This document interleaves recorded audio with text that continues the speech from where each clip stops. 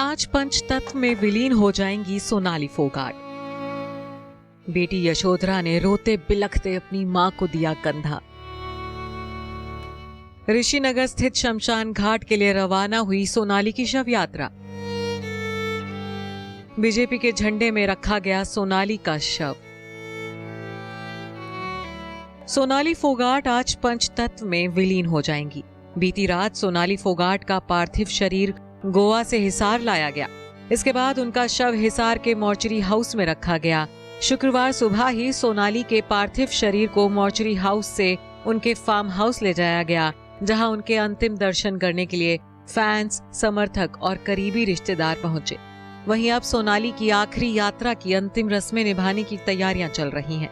आज हिसार के ऋषिनगर स्थित शमशान घाट में सोनाली का अंतिम संस्कार किया जाएगा। हरियाणा बीजेपी की नेता और टिकटॉक स्टार सोनाली फोगाट का कुछ ही देर में अंतिम संस्कार किया जाएगा। उनकी पार्थिव शरीर को उनके ढंडूर फार्म हाउस से ऋषिनगर शमशान घाट ले जाया गया है। अंतिम यात्रा के दौरान सोनाली की इकलौती बेटी यशोधरा ने उनके पार्थिव शरीर को कंधा दिया। सम्मान के तौर पर सोनाली के पार्थिव शरीर पर भाजपा का झंडा रखा गया। सोनाली का पार्थिव शरीर सुबह लगभग 10:15 बजे अंतिम दर्शन करने के लिए उनके ढंडूर फार्म हाउस ले जाया गया, जहां उनके अंतिम दर्शन करने के लिए फैंस, समर्थक और उनके करीबी रिश्तेदार पहुंचे। वहीं अब सोनाली की शव यात्रा निकल चुकी है। आज हिसार के ऋषिनगर स्थित शमशान घाट में सोनाली का अंतिम संस्कार किया जाएगा। बता दें कि बिग बॉस 14 फेम और टिकटॉक स्टार रह चुकी भाजपा नेत्री सोनाली फोगाट का 23 अगस्त को गोवा में हार्ट अटैक से निधन हो गया था। 42 साल की सोनाली फोगाट के अचानक हार्ट अटैक से निधन की खबर से उनका पूरा परिवार सदमे में है। हालांकि सोनाली के परिवार वालों को कहीं न कहीं इस बात पर शक था कि सोनाली की मौत हार्ट अटैक से नहीं, बल्कि उनकी मौत किसी साजिश के तहत हुई है। और सोनाली के परिवार वालों की ये बात सच साबित भी हुई जब हाल ही में सोनाली का पोस्टमार्टम रिपोर्ट सामने आया। जी हां, जिसे आप सब हार्ट अटैक समझ रहे थे, सोनाली की हत्या हुई है। सोनाली फोगाट के शव की पोस्टमार्टम रिपोर्ट में शरीर पर चोट के 4 निशान मिलने की बात कही गई है।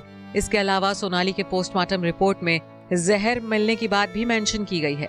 सोनाली की मौत इसी जहर और उन चोटों की वजह से हुई है। वहीं पोस्टमार्टम रिपोर्ट सामने आने के बाद 42 साल की सोनाली फोगाट की मौत से जुड़े मामले में भारतीय दंड संहिता की धारा 302 को जोड़ा गया है। सोनाली की मौत की जांच कर रहे एक पुलिस अधिकारी ने बताया कि मामले में सुधीर सांगवान और सुखविंदर वासी को आरोपी बनाया गया है। फोगाट 22 अगस्त को जब गोवा पहुंची थी तो सांगवान और वासी उनके साथ थे। बता दें कि सोनाली फोगाट के परिवार ने सोनाली के पीए सुधीर सांगवान और सुखविंदर पर कई संगीन इल्जाम लगाए हैं। रिंकू ढाका के मुताबिक सोनाली के पीए सुधीर सांगवान और उसके दोस्त सुखविंदर ने मिलकर उनकी बहन को साजिश के जाल में फंसाया था।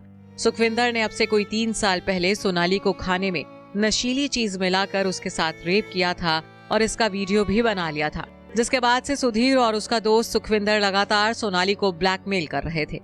वहीं दोनों बीच बीच में सोनाली के खाने में जहरीली चीज भी मिला देते थे, जिससे उसकी तबीयत कई बार बिगड़ चुकी थी और आखिरकार इन्हीं दोनों ने मिलकर साजिश के तहत गोवा ले जाकर उसका कत्ल कर दिया।